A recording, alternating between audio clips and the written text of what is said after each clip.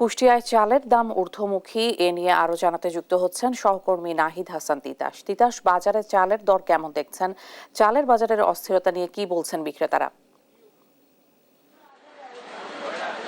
ইশিকা, আসলে চালের বাজারের অস্থিরতা কোনোভাবেই কমছে না কুষ্টিয়ার বাজারের। আসলে এখন আমনের ভরা মৌসুম চলছে, মাঠে মাঠে ধান কাটা শুরু হয়েছে এবং নতুন ধানের চালও কিন্তু বাজারে উঠেছে, তারপরেও বাজারে কোনোভাবেই স্বস্তি ফিরছে না। আমি রয়েছি কুষ্টিয়ার সবচেয়ে বড় খুচরা বাজার, পৌর বাজারে। এই বাজারের আজকের যদি বাজার দর জানাই, যেমন সরু যে মিনিকেট খ্যাত কুষ্টিয়ায় মিনিকেট চাল বিক্রি হচ্ছে ৭০ থেকে ৭২ টাকা কেজি দরে, এবং কাজললতা চাল বিক্রি হচ্ছে ৬৬ থেকে ৬৮ টাকা কেজি দরে, এবং মোটা আটাশ চাল বিক্রি হচ্ছে ৫৬ থেকে ৫৮ টাকা কেজি দরে। অর্থাৎ আমরা বলতে পারি যে সর্বনিম্ন যে মোটা আটাশ চাল, যেটাকে আমরা গরিবের চাল বলি, সেটিও বিক্রি হচ্ছে ৫৬ থেকে ৫৮ টাকা কেজি দরে। অর্থাৎ দীর্ঘদিন ধরে এই যে চালের বাজারের যে অস্থিরতা, সেটা কিন্তু কমছেও না। আর এই অস্থিরতা নিয়ন্ত্রণে সরকার কিন্তু চাল আমদানির উপরে শুল্ক ছাড় দিয়েছে। তার ১ মাস পার হয়ে গেছে, তারপরেও কিন্তু চালের বাজার নিয়ন্ত্রণে আসেনি। আর এদিকে কিন্তু আরেকটি কথা আমরা বলতে পারি যে তো আমদানিকৃত চালও কিন্তু বাজারে দেখা যাচ্ছে না, অর্থাৎ আমদানিকৃত চাল কিন্তু বাজারে ঢুকেনি। তাই এ বিষয়ে খুচরা বিক্রেতাদের সাথে আমি কথা বলেছি। খুচরা বিক্রেতাদের যেটা দাবি যে আসলে এখানে তাদের কোনো করার হাত থাকে না, কারণ তারা মিলগেট থেকে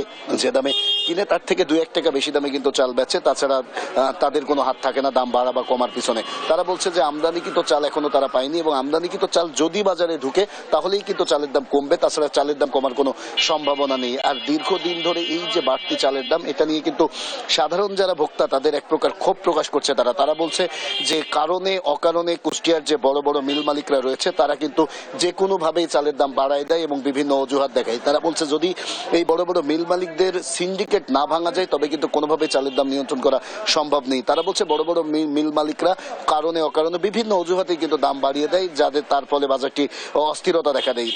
তারা বলছে বাজারটিকে যদি শক্তভাবে মনিটরিং এর আওতায় আনা যায়, মিলগুলোতে অভিযান চালানো যায়, তবেই কিন্তু বাজার নিয়ন্ত্রণ করা সম্ভব। আর এ বিষয়ে আমি যারা বড় বড় কুষ্টিয়ার মিল মালিকরা রয়েছে, আমি তাদের সাথে কথা বলছি। মিল মালিকদের যে কি দাবি যে আসলে নতুন ধান উঠেছে বাজারে, কিন্তু নতুন যে ধান সেটির দামও কিন্তু বেশি, যার কারণে তারা কোনোভাবেই ধান উৎপাদন খরচ কমাতে পারছে না, যার কারণে কিন্তু কোনোভাবেই দাম কমছে না।